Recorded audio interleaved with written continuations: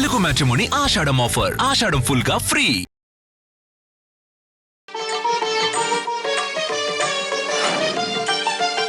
శ్రీరామ జయం. అమ్మవారికి కృష్ణుడికి ఒక సంబంధం. ఆషాఢమాసం ప్రారంభం జగన్నాథ రథయాత్రతో కాగా ఆషాఢమాసమంతా అమ్మవారిని పూజిస్తూ ఉంటాం. వారాహి నవరాత్రులు ఒకవైపు పూర్తి కాగా తెలంగాణలో ప్రత్యేకంగా, అలాగే తెలుగు ప్రాంతాలలో ఇతర క్షేత్రాలలో సైతం అమ్మవారికి ప్రత్యేకంగా ఆషాఢ నవరాత్రుల ఉత్సవాలు నిర్వహిస్తున్నటువంటి నేపథ్యంలో కృష్ణుడికి అమ్మవారికి ఒక సంబంధం ఉంది.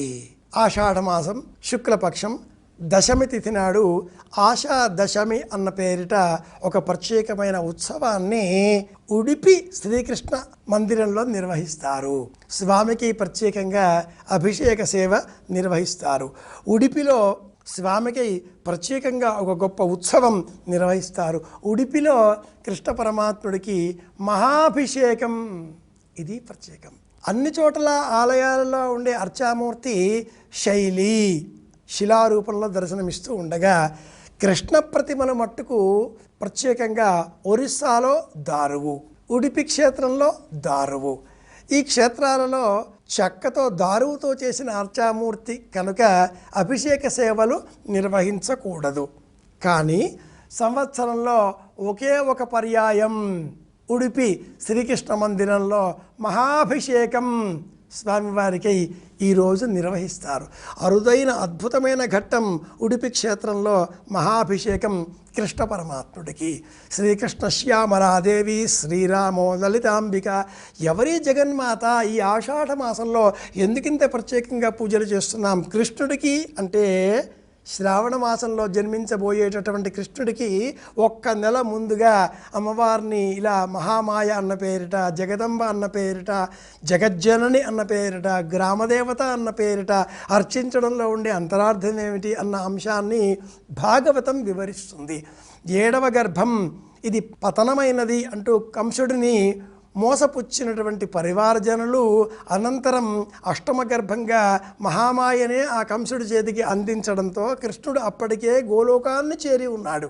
తన చేతగా లభించిన ఈ శిశువే అష్టమ గర్భం అని భ్రమించిన ఆ కంసుడు గాలిలోకి ఎగురవేజగా గాలిలో నిలిచిండిపోయిన ఆ స్వరూపం మహామాయ 8 చేతులతో దర్శనమిచ్చి, ఓ ఈ కంస, నిన్ను అంతం చేసేటటువంటి అష్టమ గర్భం మరో చోట భద్రంగా పెరిగింది, ఎదుగుతున్నది అంటూ తెలియజేసి అంతర్ధానం కావడంతో ఉలిక్కి పడతాడు కంసుడు. ఆ రూపమే మహామాయ. కృష్ణుడి కంటే పూర్వమే ఈ రూపం 7వ గర్భంగా జన్మించిన వృత్తాంతాన్ని భాగవతం ద్వారా గ్రహించిన ప్రాచీనులు ఆషాఢమాసంలో అమ్మవారి ఉత్సవం, ఆ వెనువెంటనే కృష్ణ పరమాత్ముడి యొక్క జన్మ, ఇలా రెండింటికి కూడా అనుబంధాన్ని తెలియజేసే విధంగా ఆషాఢమాసంలోనే దశమి తిథి నాడు ఉడిపి క్షేత్రంలో మహాభిషేకం నిర్వహిస్తారు. అలాగే ఆషాఢమాసం ప్రారంభమే జగన్నాథ క్షేత్రంలో స్వామి యొక్క సేవలతో ఆరంభం అవుతుంది. ఇది ఆషాఢమాసంలో కృష్ణ పరమాత్మకి సంబంధించిన అర్చనలో ఉండేటటువంటి అంతరార్థం. మన గృహంలో కూడా చిన్నారి బాలికలు ఎవరు జన్మించినా వారిని ఊయలలో ఉంచి ఊచే సమయంలో ఆ కృష్ణుడి పాటలే మనం వాడుతూ ఉంటాం కదా. శ్రీకృష్ణ శ్యామల అన్న ఆ రూపాన్ని తలుచుకుంటూ ఉంటాం కదా. కంసుణ్ణి సంహరింప సద్గురుడు అవతారం ఎత్తినప్పుడు ఇలా పాటలు పాడుకుంటూ ఉంటాం కదా.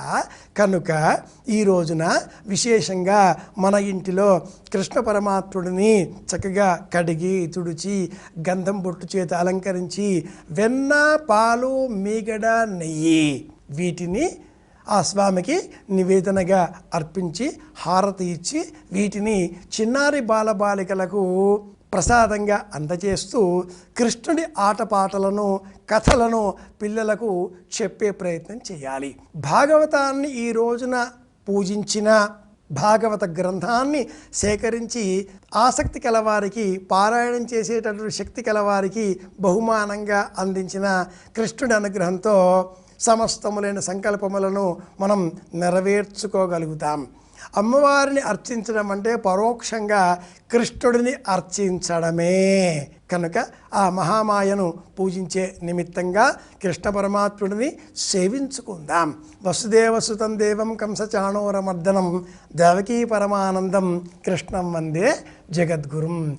చిన్నారి బాలబాలికలకు కృష్ణుడి అలంకరణ చేయడం, కృష్ణుడి కథలు చెప్పడం, పుస్తకములలో నెమలి పింఛం ఉంచి చదివినట్లయితే చదవంతా వస్తుందిరా అంటూ పిల్లలకు చెప్పడం, ఇవన్నీ కూడా పెద్దవారు పూర్వం చేసేటటువంటి వారు.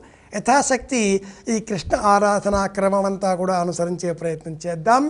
కృష్ణ అనుగ్రహంతో అందరి క్షేమాన్ని కోరుదాం. మళ్ళీ రేపు కలుసుకుందాం. శ్రీకృష్ణ పరబ్రహ్మణే నమః. కృష్ణం వందే జగద్గురుం.